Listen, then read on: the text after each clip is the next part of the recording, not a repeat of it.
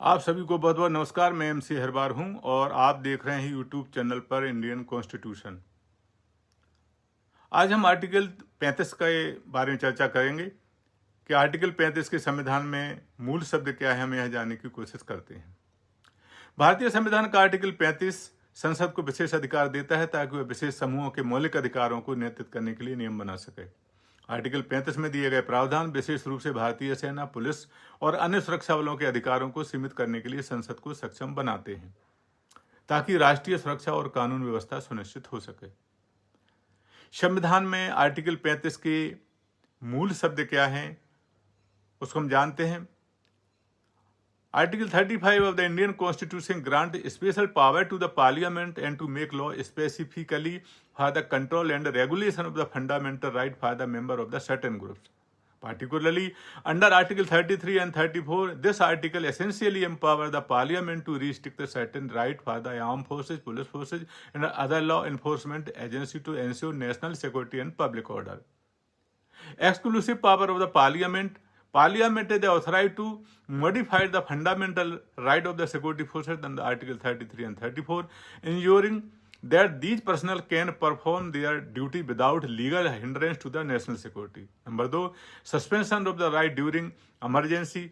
Parliament is also empowered to suspend certain fundamental right during the emergency. This provision is aimed at the following the government to necessary step to secure the nations during times of the crisis. यदि हम इसको हिंदी में समझने की कोशिश करें तो संसद को यह अधिकार है कि वो आर्टिकल 33 और 34 के तहत सुरक्षा बलों के मौलिक अधिकारों में संशोधन कर सके ताकि उनके कार्यों का निर्वहन सुचारू रूप से हो सके। संसद को यह भी शक्ति है कि वो आपातकाल की स्थिति में किसी भी नागरिक के मौलिक अधिकारों को निलंबित कर सकती है। यह प्रावधान मुख्य रूप से राष्ट्रीय सुरक्षा को ध्यान में रखकर बनाया गया है ताकि संकट के समय सरकार आवश्यक कदम उठा सके। क्या आर्टिकल 35 के अंतर्गत उच्चतम न्यायालय द्वारा कुछ फैसले दिए गए हैं? हम उनमें 2-3 फैसलों की आज स्टडी करने की कोशिश करते हैं। पहला फैसला उच्चतम न्यायालय का है सुरेंद्र सिंह बनाम भारत सरकार 1983 का यह प्रकरण है। इस प्रकरण में तथ्य यह था कि सुरेंद्र सिंह ने याचिका में यह दावा किया था कि पुलिस बल के सदस्यों के मौलिक अधिकारों का निलंबन असंवैधानिक है। उनका तर्क था कि आर्टिकल 35 के अंतर्गत दिए गए प्रावधान पुलिस बलों के सदस्यों को अन्य नागरिकों के समान अधिकारों से वंचित करते हैं।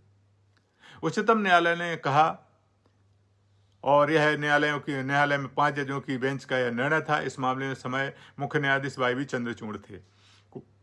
कोर्ट ने कहा कि आर्टिकल 35 संसद को विशेष शक्तियां प्रदान करता है ताकि वह राष्ट्रीय सुरक्षा सुनिश्चित कर सके। अदालत ने स्पष्ट कर दिया कि सुरक्षा बलों के मौलिक अधिकारों में नियंत्रण संशोधन संवैधानिक रूप से मान्य है। एक अन्य दूसरा प्रकरण जो उच्चतम न्यायालय ने अपने फैसले में दिया वह है BR घोष बनाम भारत संघ। यह प्रकरण 2001 का है। मामले के तथ्य कुछ इस तरह थे कि BR घोष ने आपातकालीन स्थिति में मौलिक अधिकारों के निलंबन के खिलाफ याचिका दायर की थी। उनका तर्क था कि आपातकाल के दौरान नागरिकों के अधिकारों को निलंबित करना असंवैधानिक है, गैर कानूनन है और यह संविधान के आर्टिकल 21 का उल्लंघन है। सुप्रीम कोर्ट ने 7 जजों की बेंच द्वारा निर्णय सुनाया जिसमें मुख्य न्यायाधीश SP भरूचा थे। कोर्ट ने कहा कि आर्टिकल 35 संसद को आपातकाल की स्थिति में नागरिकों के मौलिक अधिकारों को निलंबित करने की शक्ति प्रदान करता है। कोर्ट ने राष्ट्रीय सुरक्षा के मद्देनजर इस अधिकार को संवैधानिक मान्यता दी और याचिका खारिज कर दी। एक अन्य तीसरा प्रकरण उच्चतम न्यायालय का है कमलजीत बनाम भारतीय संघ 2015 का यह प्रकरण है। मामले के तथ्य कुछ इस तरह थे। कमल सिंह ने यह तर्क दिया था कि आर्टिकल 35 के तहत सुरक्षा बलों के सदस्यों के मौलिक अधिकारों में कटौती करना असंवैधानिक है। उनका मानना था कि सुरक्षा बलों के सदस्यों को अन्य नागरिकों के समान मौलिक अधिकार प्राप्त होने चाहिए और इस प्रकार का भेदभाव किया जा रहा है जो असंवैधानिक है। उच्चतम न्यायालय के 9 जजों की कॉन्स्टिट्यूशनल बेंच ने निर्णय दिया जिसमें मुख्य न्यायाधीश HL दत्तू थे।